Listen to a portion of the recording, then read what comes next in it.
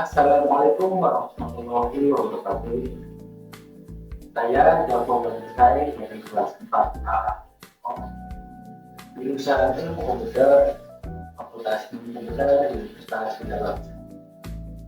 Baiklah, pada kesempatan kali ini saya akan menjelaskan analisis yang saya observasi, yaitu mengenai sistem pemasaran dan SDR menggunakan digital dari PT Karya Sarana Taman Kota Serang. Pada mata kuliah yang diambil oleh dosen Bapak Sigit Maulana Kominfo. SDR adalah sebuah perusahaan yang bergerak di industri ban, yaitu memproduksi segala jenis ban. Yang pertama yaitu ban sepeda motor yang memiliki beberapa jenis dan sangat mudah untuk kita akses dan kita dapatkan di beberapa toko-toko. Dalam pemasaran sendiri, PT Karya Sarana Cipta Mandiri membuat salah satu inovasi terbaru, yaitu menggunakan mobil keliling atau yang bisa kita sebut dengan digital. Pada kesempatan kali ini saya dapat mengobservasi secara langsung tentang mobil keliling atau SDR digital ini. Saya telah mengobservasi dan menanyakan beberapa wawancara dengan salah satu pekerja di PT Karya Sarana Mandiri. Dan wawancara saya menyampaikan beberapa pertanyaan, yaitu yang pertama adalah faktor utama yang mempengaruhi keputusan pembelian konsumen dalam memilih bahan kendaraan. Yang kedua, apa strategi promosi yang digunakan untuk menarik minat membeli bahan kendaraan. Selanjutnya, yang ketiga, bagaimana mobil listrik ini dapat efektif dalam meningkatkan minat penjualan, terutama pada daerah pemasaran ini. Yang keempat, dalam konteks pemasaran ban, seberapa penting melakukan riset pasar dan target pasar. Kemudian yang kelima adalah bagaimana perusahaan menentukan lokasi atau rute yang optimal agar mobil listrik ini dapat mencapai target. Itu pertanyaan pertama, yaitu ada fakultas yang berbeda.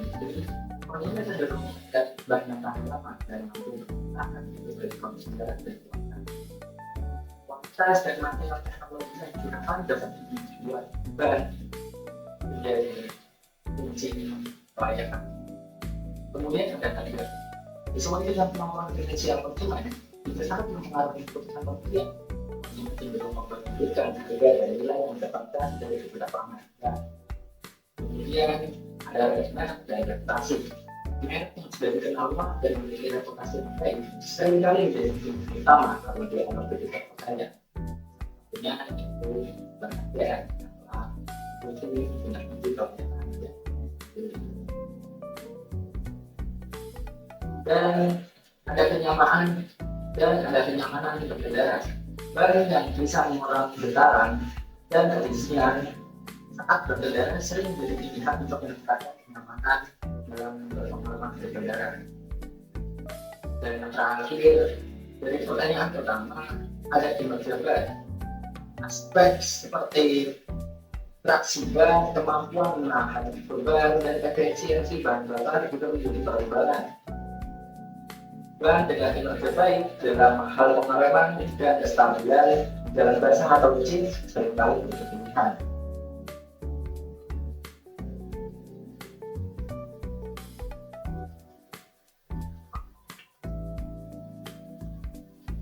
Yang kedua, pertanyaan yang kedua, strategi apa yang digunakan oleh SDR? Pertanyaan yang kedua yaitu tentang strategi.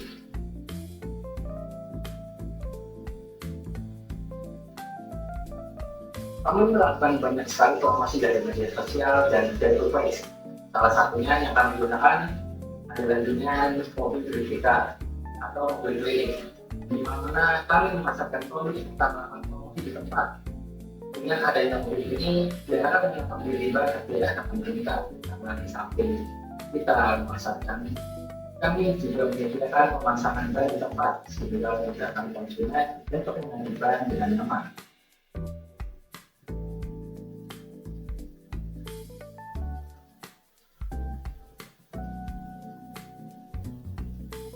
Selanjutnya jawaban dari pertanyaan ketiga.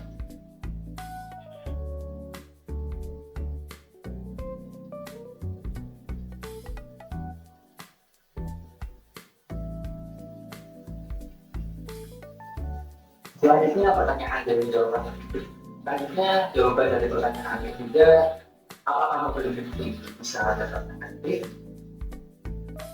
Ya, mobil listrik sangat efektif untuk konsumen dalam melakukan penggantian ban. Konsumen tidak perlu mendapat denda. Ya, konsumen tidak perlu mendapat denda. Apabila jaraknya terlalu jauh, kami akan mendatangi konsumen dan di lokasi yang telah kami temukan. Penyediaan jasa penggantian ban dengan cepat menjadi salah satu poin untuk memudahkan bagi konsumen. Kami telah menyediakan gratis makanan untuk penumpang.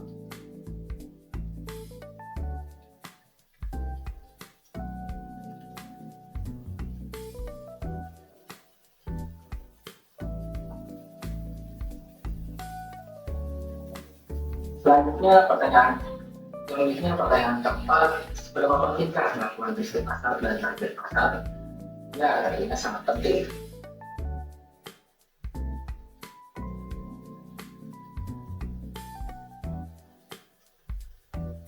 Dengan melakukan identifikasi target pasar, riset membantu dalam mengidentifikasi dan memahami target pasar dan baik termasuk kebutuhan, preferensi, perilaku, dan demografi mereka. Ini memungkinkan perusahaan menyesuaikan produk dan strategi pemasaran mereka untuk lebih menarik dari target konsumen mereka. Dan kedua, ada pengurangan risiko. Dengan melakukan riset pasar dan memahami target pasar dapat mengurangi risiko dalam pengambilan keputusan bisnis. Memberikan data yang dapat membantu menghindari kesalahan mahal dan pengembangan produk. Harga dan strategi pemasaran. Selanjutnya ada optimasi pengalihan sumber daya. Dengan pemahaman pasar yang mendalam, perusahaan dapat lebih bijaksana dalam mengalokasikan sumber daya, termasuk waktu, tenaga kerja, dan investasi finansial ke inisiatif yang paling mungkin memberikan pengembalian yang baik.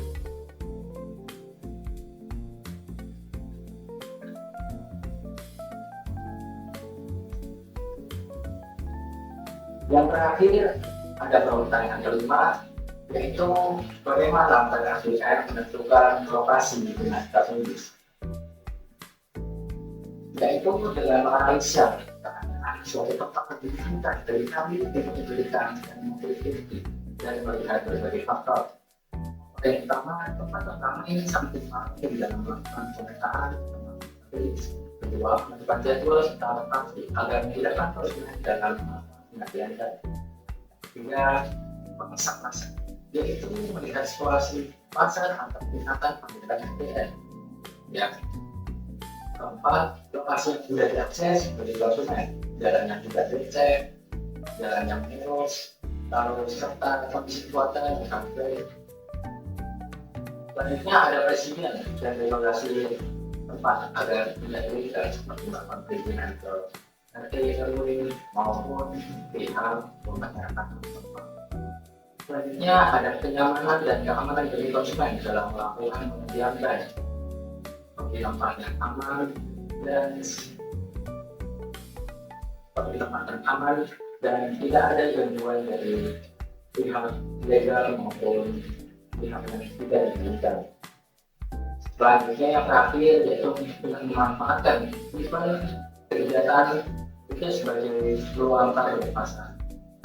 Dan hasil dari analisis tentang urutan prosedur sistem berjalan. Yang pertama, perancangan dan strategi atau menentukan tujuan pemasaran, target pasar, dan area operasional. Yang kedua, menyusun strategi promosi dan penjualan yang akan dilakukan. Ketiga, menyiapkan materi promosi seperti brosur, flyer, dan hadiah promosi atau merchandise. Kemudian ada persiapan logistik dan user story. Yang pertama, menyiapkan mobil bukti yang akan digunakan untuk modifikasi dan diperlukan untuk pemasangan branding atau penyimpanan ban. Yang kedua, menyiapkan vendor brand yang akan dipasarkan sesuai dengan target pasar. Yang ketiga, melakukan pengecekan dan pemeliharaan terhadap mobil bukti untuk memastikan kesiapan beroperasi. Kemudian ada pelatihan tim. Melakukan pelatihan kepada tim yang terlibat untuk studi pengetahuan produk, teknik penjualan, dan pelayanan pelanggan. Yang kedua, memberikan arahan terkait rute dan jadwal operasional mobil bukti. Selanjutnya ada eksekusi operasional. Yang satu, melakukan kunjungan ke lokasi sesuai dengan jadwal yang telah ditentukan. Kedua, menyampaikan informasi dan promosi kepada target pasar melalui jumlah produk, pembelian brosur, dan aktivitas promosi lainnya. Yang ketiga, mencatat feedback atau respon dari calon pembeli untuk evaluasi.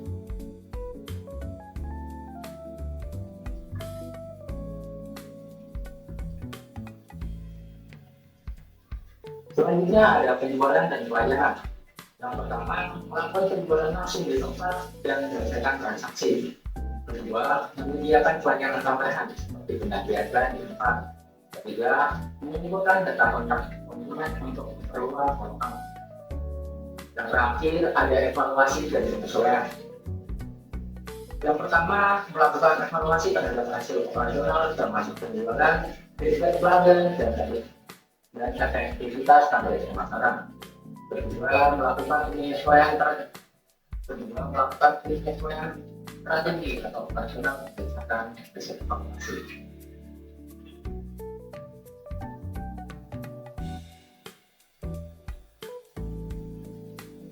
Dari observasi saya mendapatkan analisis IESIS, yaitu performance, information, economic, control, efficiency, dan service. Yang pertama ada performance atau kinerja. Mobility telah terjangkau pelanggan potensial serta meningkatkan identifikasi rute atau lokasi dalam mengembangkan pemasaran produk BRL menjadi lebih luas lagi. Yang kedua, information atau informasi. Menyebarkan informasi dan promosi melalui informasi melalui media sosial dan merchandise guna menarik minat terhadap ya. Ketiga, ekonomi atau mengkalkulasi seluruh pendapatan dan pengeluaran, dipertimbangkan yang paling menentukan terhadap lokasi tertentu.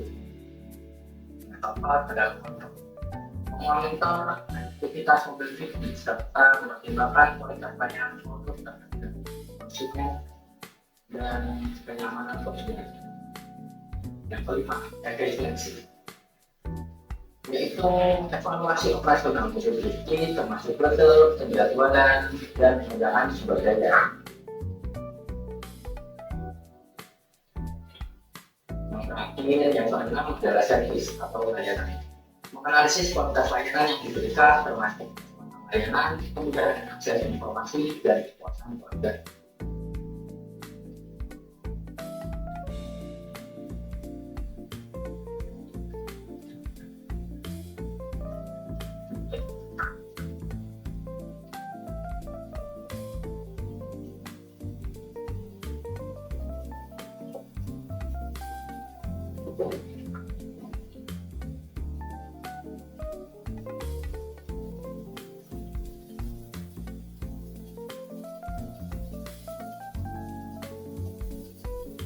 Dalam pelayanan mobil bukti, pada pelayanan mobil bukti saat ini, konsumen hanya dapat mengakses yaitu dengan cara mendatangi langsung dengan lokasi-lokasi yang telah ditentukan tanpa bisa memasangnya melalui media online atau menggunakan aplikasi.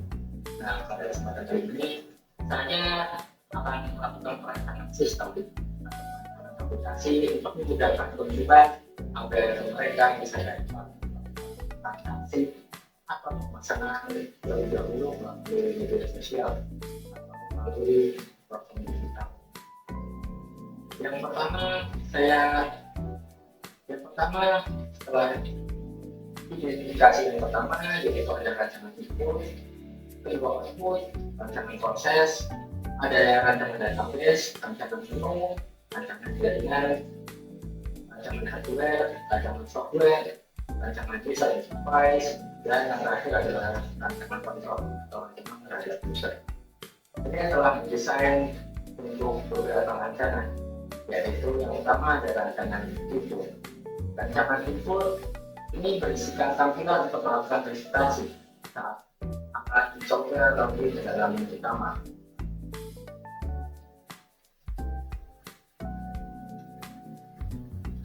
Pada rancangan input atau registrasi ini, saya memasukkan beberapa identifikasi konsumen agar dapat masuk ke dalam database kami.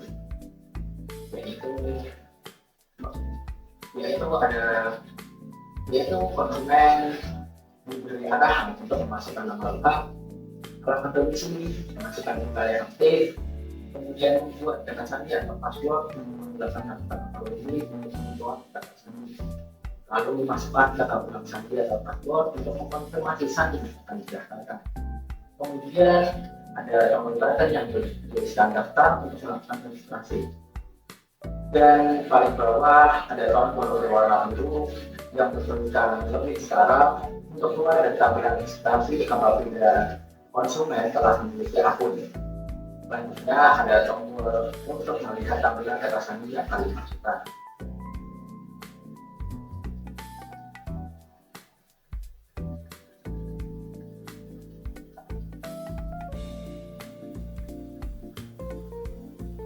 Kemudian apabila konsumen telah memiliki akun, hanya merancang yaitu untuk tampilan user interface.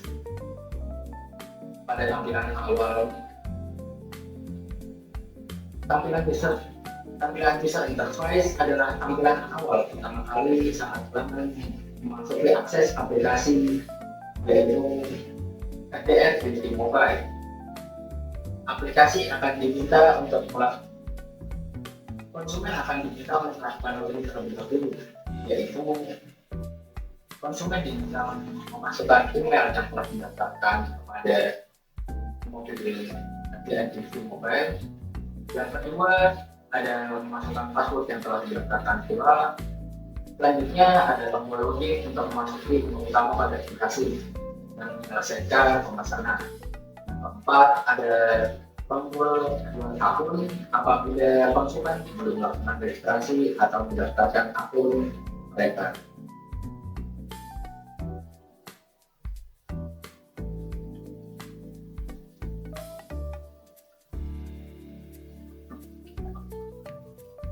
Setelah proses penginputan selesai, saya membuat rancangan proses, yaitu di mana konsumen dapat melakukan interaksi kepada akun user FDR di mobile, yaitu di dalamnya kita ada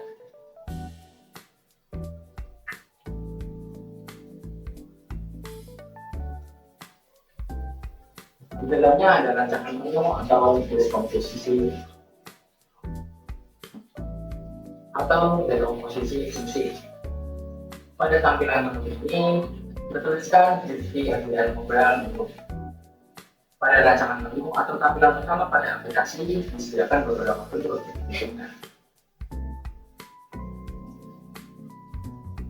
Yang pertama ada garis 3 pojok di atas yang disediakan untuk konsumen apabila ingin melihat produk-produk secara lengkap, mengatakan jadwal lokasi mobil sendiri, serta disediakan nomor telepon untuk menghubungi meeting DR Mobile.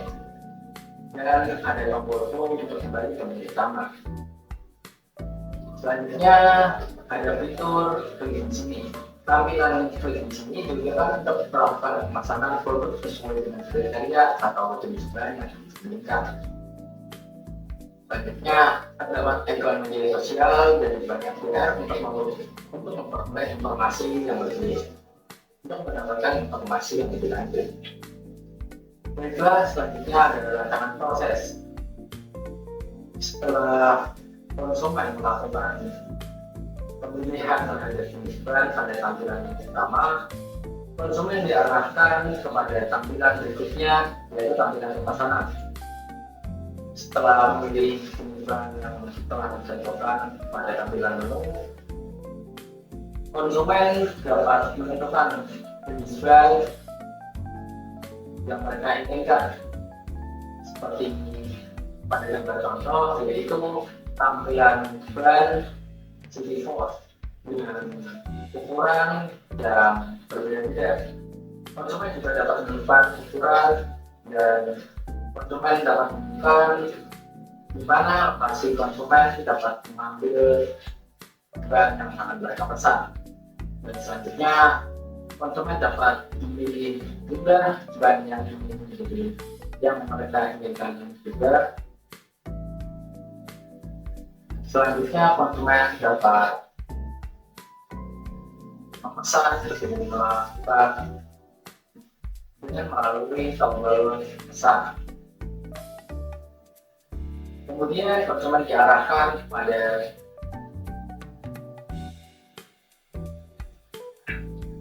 hasil pesanan, yaitu pesananmu, di mana di dalamnya terdapat nama dan alamat pemesan serta nomor telepon pemesan.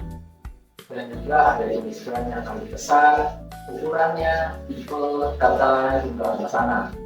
Kemudian konsumen diarahkan untuk melihat lokasi yang telah ditentukan oleh konsumen. Misal pada gambar contoh, yaitu konsumen dapat mengambil brand di perumahan Kota Banten, yaitu Bolan Tapak, Kabupaten Banten. Nah, kapan konsumen dapat mengambil brand tersebut? Yaitu konsumen dapat melihat jadwal yang berada di layar homepage tampilan menu tadi dengan memperhatikan jadwal lokasi serta area di mana brand tidak itu atau memiliki menjadikan brand mereka.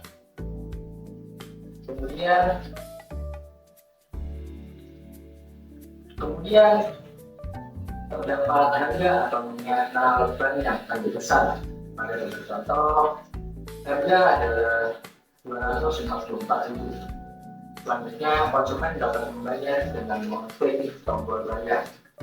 Selanjutnya, konsumen diarahkan untuk pilih metode pembayaran. Saya menyediakan fitur COD atau bayar tepat atau via transfer, yaitu ada bank BCA dan bantuan lain serta terdapat dana. Kemudian setelah konsumen memilih metode pembayaran, selanjutnya terdapat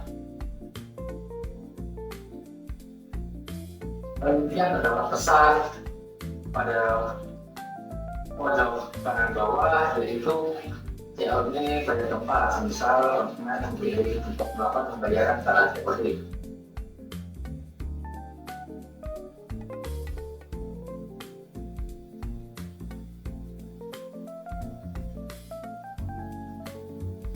Setelah pemasangan beres, kemudian masuk ke dalam rancangan output yang berisi pengucapan terima kasih kepada pelanggan karena telah menggunakan produk menggunakan aplikasi JPT Mobile, serta kalimat yang menjelaskan bahwa pesanan pelanggan atau konsumen telah tersedia yang akan dipesan. Pelanggan dipersilakan untuk mengambil produk pada tempat yang telah ditentukan pada saat pemesanan. Kemudian disediakan fitur untuk kembali toko apabila pelanggan atau konsumen yang ingin melakukan informasi kembali.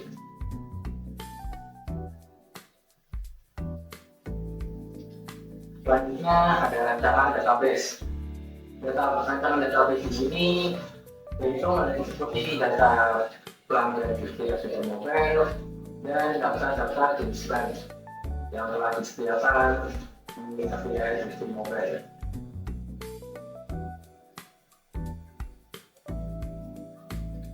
Kemudian Kemudian ada beberapa aspek pendukung, yaitu rancangan jaringan atau sistem. Yang pertama adalah pengumpulan data pelanggan pada pendaftaran akun. Yang kedua, melakukan sinkronisasi pada data server pusat. Yang ketiga, ada server utama SDR oleh akun user. Yang keempat, ada upgrade dan maintenance atau perawatan. Yang ketujuh, ada rancangan hardware untuk menjalankan aplikasi itu. Untuk menjalankan aplikasi dari mobile dibutuhkan beberapa aplikasi, yaitu sistem operasi Windows 10, kemudian harddisk 128 GB SSD atau 153 GB. Selanjutnya ada prosesor Intel Core i3, yang kemudian ada memori 8 GB, bisa digunakan oleh smartphone Android maupun iOS maupun Android. Kemudian rancangan softwarenya yaitu ada Microsoft Office, Windows, Google Chrome untuk mengakses aplikasi. Yang keempat ada antivirus. Konsumen FPR dapat mengakses yaitu produk-produk FPR dan jadwal lokasi. Jadwal lokasi yang mengatur adalah jadwal lokasi pemetaan terhadap mobil FPR itu mobile. Kemudian ada admin mobility. Admin tersebut dapat mengakses jadwal lokasi, data pelanggan, dan data diskon. Kemudian ada admin server atau admin pusat. Admin pusat dapat mengakses ke seluruh jaringan atau ke seluruh database yang ada pada daerah maupun mobility.